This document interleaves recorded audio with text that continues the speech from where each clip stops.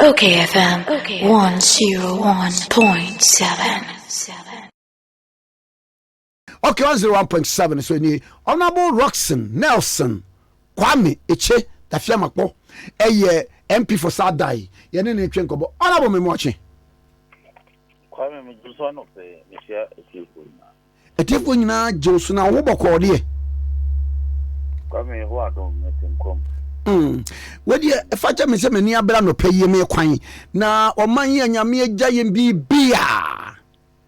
Na anu kwa de me nkote a say uranium no a yetimi de power electricity ye niam bebre no ne ade ne say isa kra obi. Ya wo uranium me person so kwa yo uranium menye nyankopon ka temu da pa no ho kenkrofo bi wo a mema so abofo small boys adwa wo ma be 120 ansa na ma kwa bonsam gi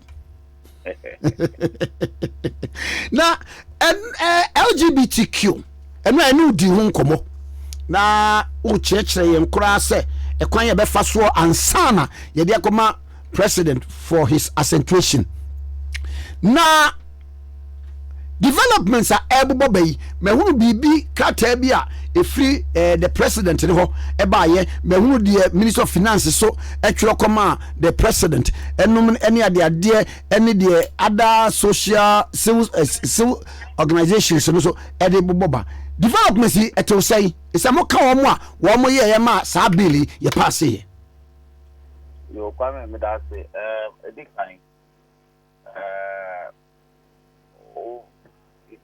their president here,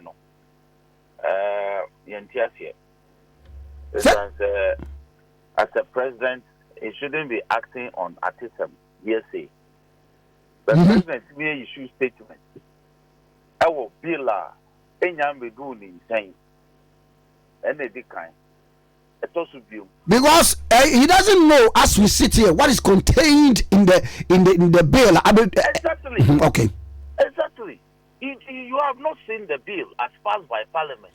In law, ultimately take judicial notice. On taking judicial notice of it. Say, can say court to it should say that even though the bill is yet to come to me officially, I have received a copy and I can use it, and I have problems with A, B, C, D. And Mama who can say you can do that.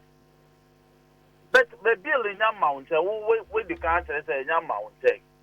Now, what you say, even though in your mountain, what to say will because Supreme Court in here about signing.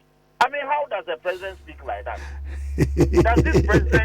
Can this president speak or act on hearsay at system? You are saying that bill never own sign. The president is dictating to Parliament. That is what he is doing now. The law does not permit him to do that. So, private members' bill, you can't a 9. Me no a woman was signed, but the occasion sign it. Me no na akana emrani say within 14 days the president must act. No, one family a bill no one bill to new table so and I'll say now he himself must come with a bill. How do you behave like that?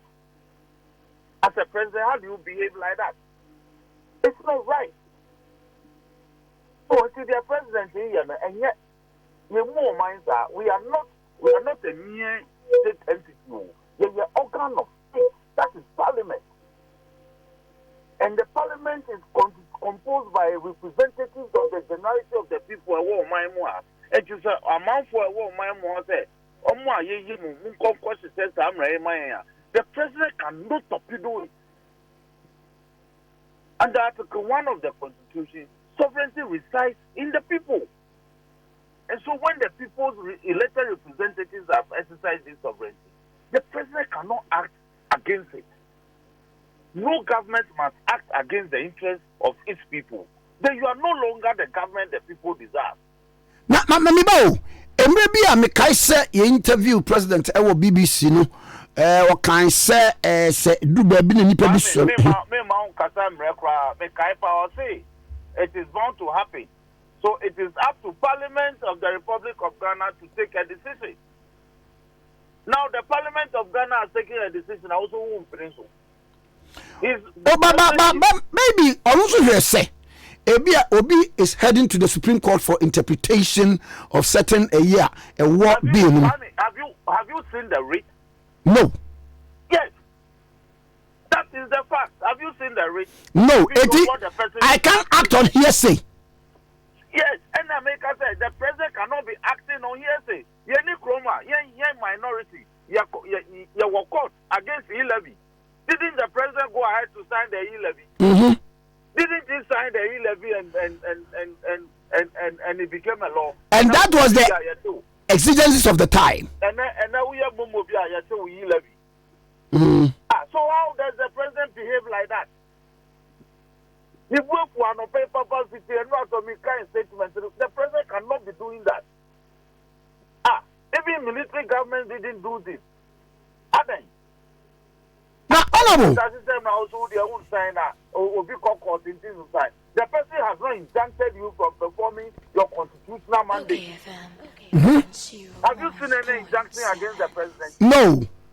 So how can the president say? And he cannot be injuncted. Yes. The constitutional powers of state cannot be injuncted. So it is when the court decides on the merits of the matter, whatever the decision is, it takes effect from then. So all acts done under the Constitution is presumed to be regular.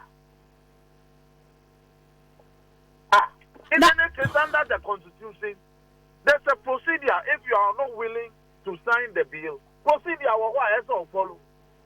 Now, bills are bro. Yeah, passing bills. Yeah, they are also signing. Would the bills go office since August?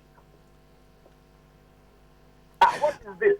On our way, as a nation, as a mindset, the financial implications are as I believe if it's signed into an acta, a debate per the World Bank for the finance ministry cratro and the president was signing loans be grants be now will be curtailed. I mean, a year more essential for to be dim. The finance minister, what was that statement? Finance minister, we have a finance minister, we have a minister of state at the Ministry of Finance, we have two deputies, we have directors, chief directors. When the finance minister didn't start that statement, we are looking for the person who put out that statement.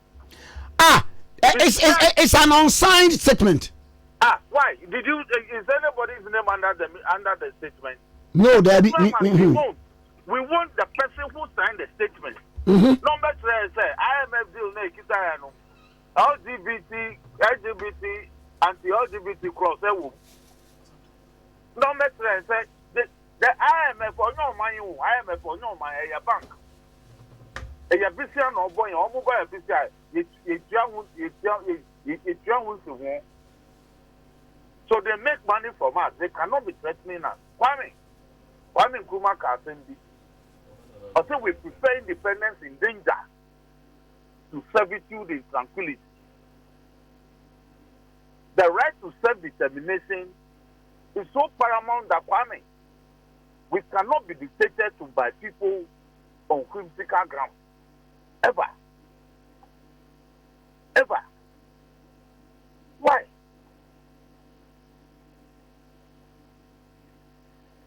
On our way. Sakrata also Obian Sanye.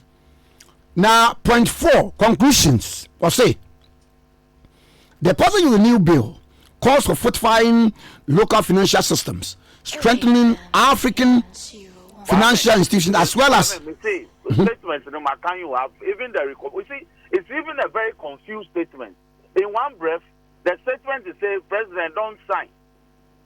In another breath, they are saying that President, this matter, we are recommending that you must engage with stakeholders, engage with conservatives, so that we can create local structures, blah, blah, blah, blah, blah. They are very confused.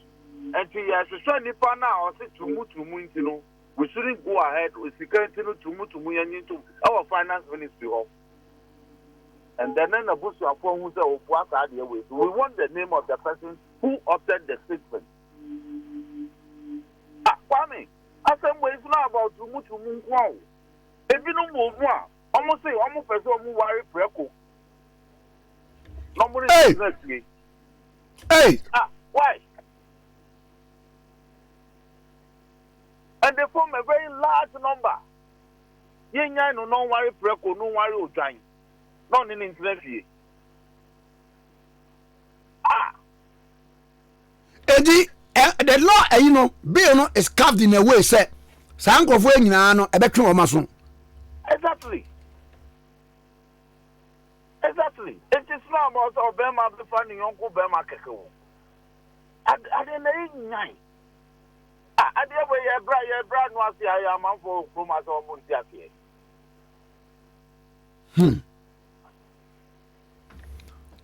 In all this development, did you know? Muhammad Sabi Mudi animu. We are very right under the constitution. All we are saying is that there's a procedure. President on the also sign on there. You're cleaning the app. We're near the manor. He has 14 days on sign on the on fire at the rain. The law says the parliament can pass it into law with 2/3 majority, and it will not be a secret ballot. Now they are Utu Abana now they are threat. And the one over two against this bill when we pass the woman. Now, a month for them who say, who say MP we want to amano. National say, over some parliament, they want. Hey! You see, you must, a thought the dear. You won't, as a man, you're no man's I say, we don't have the interest of the people at heart. For the first time, this bill has the interest of the people at heart. For the first time, very clear. Now, honorable, no question ni pebiwo, mumua, parliament wa, MPs. Sa in a way, no, woman force say, mobile pass the bill. Now say yeah, consideration. You saw the people who were against the bill right from last year. Don't who the far, nom the far, who the far, nom the far. Idea nom the babanto, and Kusiaga, but only drum nanso account. They were defeated. You see, democracy, Kwame Yetuaba, NDC, your election, Yetuaba, no, you see a dim kubu, Yetifie. So, if in parliament, it's the same democratic principles in the Juma. What the idea about now, your mount who can no aka, near to Swaba, no will lose. That is the end. But people are still running in the streets and doing their own thing. What the idea about parliament and to mama? You have to be running amok. Me, a lot of bills are were considered. Maybe the amendments, but you debate it, you vote it. Sometimes I lose. I keep quiet. I'm bound by their house and they decide it. And see, Kwame, somehow this is the test of our sovereignty. Whether as a people we can set our sovereignty under laws in this world or not. A right to self-determination. This is the test that is supposed to prove that. Yan ready be see na obi tri nka yenya consideration kakran so say bi anke betimi atwe asan na ya passing into law kra no consideration by ya passing ban we have not even implemented it in the course of implementation. Okay. Difficult we were announcing we were. So because they one more can one say na loan ni kra na ye kwaje from IMF no na they can emma ada IMF loan when he for IMF contract no more deal no more ye sign here no ya ka say as a man ye system na need LGBT omo first can my enfa who's a US ambassador no kra be woni obi na ye na ya person di yo to I mean it's a mere fabrication. There's nothing like that in the IMF deal.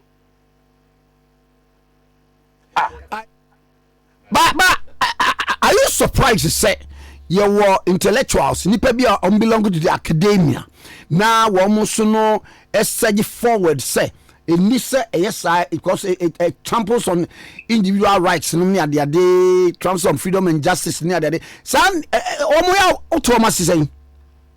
No, I'm not surprised. Some by a committee, in academia, there's freedom of thought, and there's independence and origin. If you have the ability to exhibit originality of thought, that is the tenets of academia. So they brought their point, contained in a memo. But we pointed it out to them. There is nowhere in our constitution which allows this kind of freedoms and rights. In any case, are you saying Kwame and Ramika Sendi, Kwame, cigarette, at the end of the day, and yet Tawa, yes, Tawa, any ball, and hey, what can ball and a boy be all. Kwame, me say cigarette if it's Tawa ni ball, when you say, Sanet here, and then Mumma feature or okayfm feature and a flower pot mukra. Mudi tobacco 6 to Mudi Sugu so be 50 and yes, Sanity. On my way, unum tawane boa, emratio. Emrentia, and yes, I see a ton cigarette or baby, and yes, Sanity. Wame. There been so or your friend we, Unimsa, Ganja. Yakako. And your factory near you, a room. Would the Google flower pot to sell the Sugu so be 50 and yes, oh, yes. But on my way, you see, unum cigarette and one song, unum media, and running new baby. And they are freedom. Don't I have freedom to speak marijuana freely because it grows in the wild? But on mine, it said there be my own coin. Because there are health consequences. It has an effect on the public health. And the Bible says, there must be a coin. Now, so thank you. I didn't know my neighbor on bound quite a cigarette, the number with the own. Meanwhile, we are in your officer, two plants in a ball tower, any winning your own. And I ideas of me and I'm there coming. Thank you. You're right, sir. I did walk out to a room, the ultimate. Kwame. You have a right to life, and yes, but you don't have the right to take your life. No. And I'm a sanity. Thank you. Want to mean Kasa and Kwana Kitano, a Yahudi and to all this can be true minimum. I'm not a Mretia. So people must begin to appreciate these things there. Yes, you have a right to live your life the way you want. But that life now person will lead, it must be lived within a certain social strata. We must be guided. Mami anyamra anka udika few officer o pay ya na we need to crowd na wa for the other lane na wo. But rules guide us. It's who be pay this no call you turn no for the other lane. So we are people who live by rules and regulations. Now, on the way, baby, say, I didn't crank or do president 1 hour issue statement. Now, when you didn't man, baby, I said, I didn't know you. And young woman, President, we will show him that we are resolving this matter. And under Okwa, he has 14 days. On the uncastle, man is standing by force. We are not saying that. We all have a right under the Constitution. He has a right under the Constitution as the president, and he has been given his clear function. It is not my right to sign assent to bills passed by Parliament. It is only a president of the Republic that is given those functions. So he must perform his functions under the Constitution without hindrance. No court can stop the president from performing his functions legitimately. So the president cannot pretend that he's been injuncted by any court. There's no injunction on him. There's no injunction on the president to perform his function. Okay. Ono miana senye de bese bibia ne besa ne odi nkomowai. Yes, I say Honorable Roxanne Nelson Kwame Eche, Dafeamakpor MP for Sadai na woye mranimuni was a member of parliament said the medical akano okay 101.7 so any na okayfm 101.7